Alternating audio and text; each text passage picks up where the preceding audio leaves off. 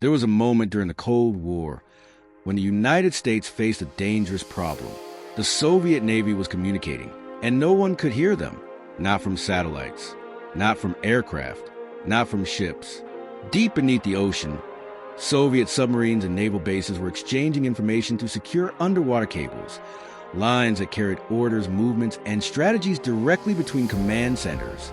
Silent, protected, untouchable, and if war ever came, those messages would guide fleets, coordinate strikes, and shape the outcome before the first shot was fired. For the United States, that silence wasn't just frustrating, it was dangerous, because in the Cold War, not knowing was one of the greatest risks of all. This is the story of Operation Ivy Bells, the covert mission where American submarines didn't just track the Soviet Navy, they listened to it. At the height of the Cold War, intelligence was everything. The United States and the Soviet Union weren't just competing with weapons, they were competing with information. Who knew more, who understood faster, who could anticipate the next move before it happened. Because in a world where nuclear war could begin in minutes, decisions had to be made quickly, and those decisions depended on accurate intelligence. The Soviet Union understood that, which is why they developed one of the most secure communication systems of the time.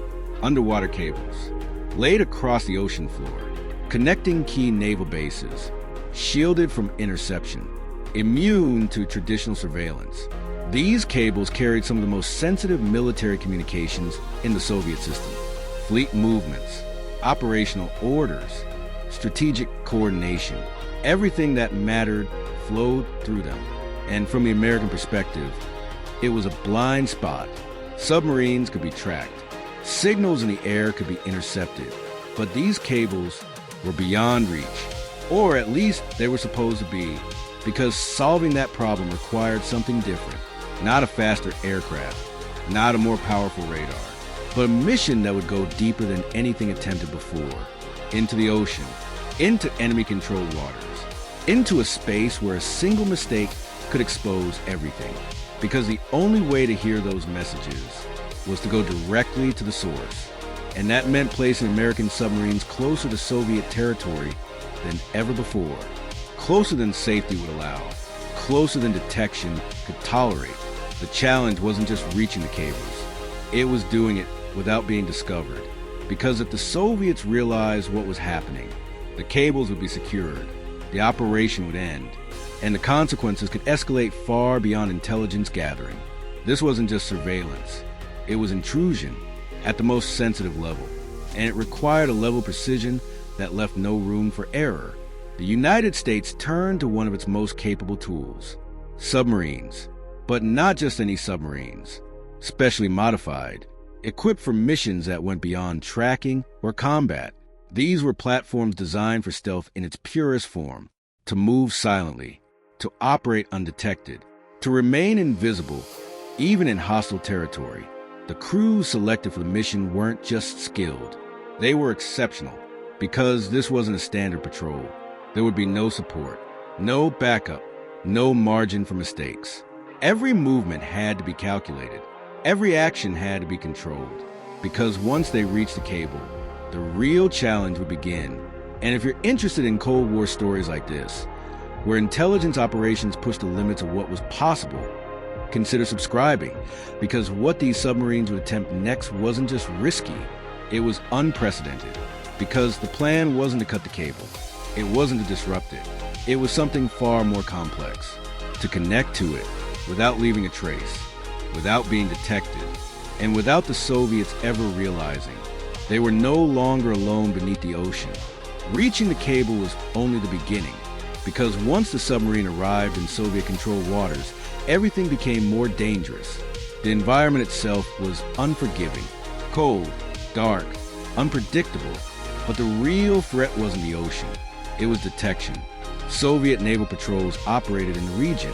Surface ships, submarines, sensors placed to monitor activity near critical installations. Any unusual movement, any unexpected sound could trigger an investigation. And if that happened, there would be no time to explain, only time to disappear. The American submarine assigned to the mission moved slowly, carefully, navigating terrain that few crews had ever experienced. The target lay in the Sea of Okhotsk, a region the Soviet Union considered secure, protected, closed. From their perspective, it was an internal zone, which meant they didn't expect intrusion. And that assumption created an opportunity, but only if it could be exploited without being noticed. Inside the submarine, every system operated at the lowest possible noise level. Speed was reduced, movements were controlled. Even routine operations were adjusted to minimize any detectable signature, because in this mission, silence wasn't just an advantage, it was survival. Once they reached the approximate location of the cable, the challenge shifted. Now it wasn't about navigation, it was about precision. The cable itself was not visible from the surface. It ran along the ocean floor, partially buried, following a path that had to be located using detailed intelligence and careful scanning. Sonar systems were used, but cautiously. Too much active scanning could reveal their presence. Too little, and they might miss the target entirely. It was a balance, constantly adjusted, until finally they found it. A single line on the ocean floor, unremarkable in appearance, but carrying some of the most sensitive communications in the Soviet military. And now they had to interact with it, without damaging it, without interrupting it, without leaving any indication that it had ever been touched. This is where the mission became something entirely different, because submarines alone couldn't complete the task.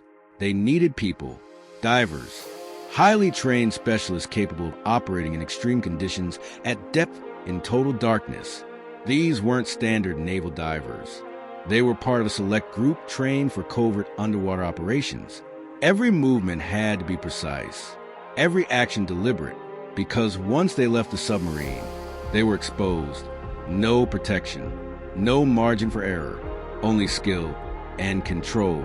The divers exited the submarine slowly, entering a world where visibility was almost non-existent. The ocean floor stretched out in darkness, illuminated only by limited lighting. The cable lay ahead, silent, unaware. The device they carried was unlike anything used before. It wasn't designed to cut. It wasn't designed to interfere. It was designed to listen, a tapping device, engineered to attach to the cable without breaking it, to capture the signals passing through without altering them, because the moment the signal changed, the Soviets would know, and the mission would end. The installation had to be perfect, positioning the device, securing it in place, ensuring it could operate for extended periods without maintenance, all while remaining completely undetectable. Inside the submarine, the crew monitored every step. Time passed slowly. Every second felt longer than the last, because at any moment, something could go wrong. A noise, a movement, an unexpected patrol. And if that happened, the divers would have no immediate way out. But the operation continued, carefully, precisely, until finally the device was in place, connected, active, and invisible. From that moment forward, something changed, because for the first time, the United States wasn't just observing the Soviet Navy. It was listening to it directly. Orders, reports, communications that had never been accessible before, now flowing silently into American hands. But the mission wasn't over, because installing the device was only the beginning. Maintaining it, returning to retrieve the data, ensuring it remained undetected over time. That would require something even more difficult: consistency, because one successful operation wasn't enough. This had to continue, without failure, without exposure, because if the Soviets ever discovered what had been done, the consequences would go far beyond the ocean floor. At first, the results were almost unbelievable. Inside secure facilities, analysts began listening to recordings taken directly from the Soviet cable, not intercepted signals, not fragmented transmissions, but complete conversations. Clear, unfiltered, authentic. For the first time, the United States had direct access to how the Soviet Navy communicated internally, how orders were given, how movements were coordinated, how decisions were made in real time. And what they heard changed everything. Fleet deployments, submarine patrol routes, maintenance schedules, operational readiness reports. Information that had once been hidden behind layers of security was now available in a form that required no interpretation, no guessing, no assumptions, just facts.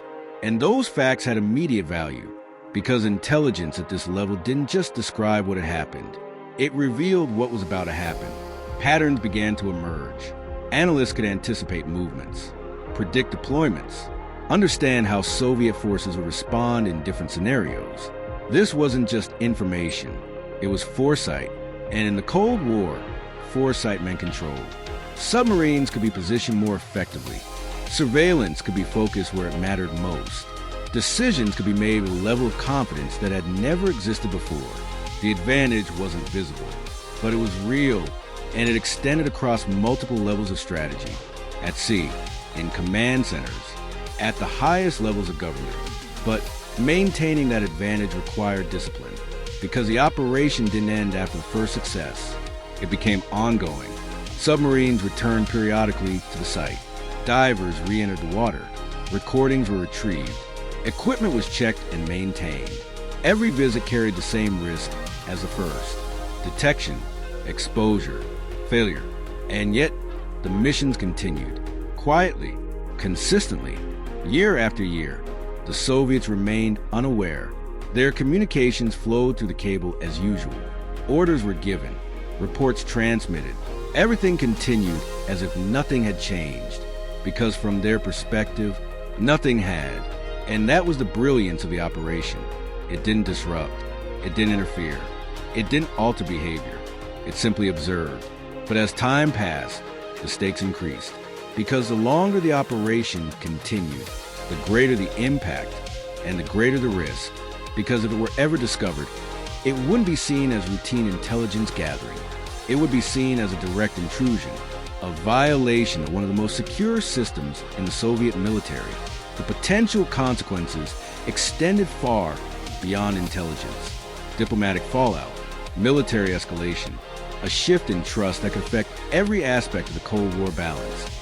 Inside the intelligence community, that risk was understood, carefully managed, but never eliminated, because the operation depended on a single assumption: that it would remain hidden, that the Soviets would never find the device, never question the integrity of their system, never suspect that their most secure communications were being monitored. For years, that assumption held. The operation continued, the intelligence flowed, and the advantage remained intact. But in the Cold War, the greatest threat wasn't always technology. It wasn't always detection. Sometimes it was human, because even the most secure operation can be undone, not by noise, not by movement, but by information leaving the system. And when that happens, the consequences can be immediate and irreversible. In the end, Operation Ivy Bells didn't fail because of the ocean. It didn't fail because of Soviet detection systems. It didn't fail because of a mistake in the field. It failed because of a breach from within. A single decision, a single individual. Information passed to the wrong hands. And suddenly, one of the most successful intelligence operations of the Cold War was no longer hidden. When the Soviets learned what had been done, the reaction was immediate. The cable was inspected. The device was found, carefully removed, examined, and the realization was clear. For years, their most secure communications had been compromised, not intercepted from afar, not partially understood, but accessed directly, at the source. It was a level of intrusion they hadn't anticipated, and it changed everything. The operation was over. No recovery, no continuation, just silence. The flow of intelligence that had once provided such a clear picture of Soviet naval activity stopped instantly, and with it, a unique advantage disappeared. Inside the United States, the impact was significant, not just because of what had been lost, but because of what had been revealed. The operation had proven something critical: that even the most secure systems could be accessed, that innovation, precision, and discipline could overcome barriers that seemed untouchable. But it also revealed the limits of secrecy, because no matter how advanced the technology, no matter how careful the execution, human factors remained, and those factors could undo everything. Still, Despite its end, Operation Ivy Bells left a lasting impact. The intelligence gathered during its years of operation shaped strategy at the highest levels. It reduced uncertainty, provided clarity, allowed decisions to be made with confidence instead of assumption. And in the Cold War, that kind of clarity could prevent escalation before it even began, because knowing what the other side was doing removed the need to guess, removed the risk of overreaction, removed the pressure to act without understanding. It was a quiet advantage, invisible but powerful. And even after the operation ended, the lessons remained. That intelligence doesn't always come from distance. Sometimes it requires getting closer than anyone expects. That the most secure systems are not always as secure as they appear. And that the balance of power can be influenced not just by strength, but by information. Because in the Cold War, the difference between conflict and control often came down to what each side knew. And for a time, the United States knew more. Without confrontation, without escalation, without the world ever realizing what was happening beneath the ocean. Because some of the most important operations in history leave no visible trace. They happen in silence, in darkness, in places where no one is looking. And yet, their impact shapes everything that follows. If you found this story as compelling as we did, make sure to like the video and subscribe to the channel. Because many of the most critical moments of the Cold War didn't happen in the open. They happened in secret,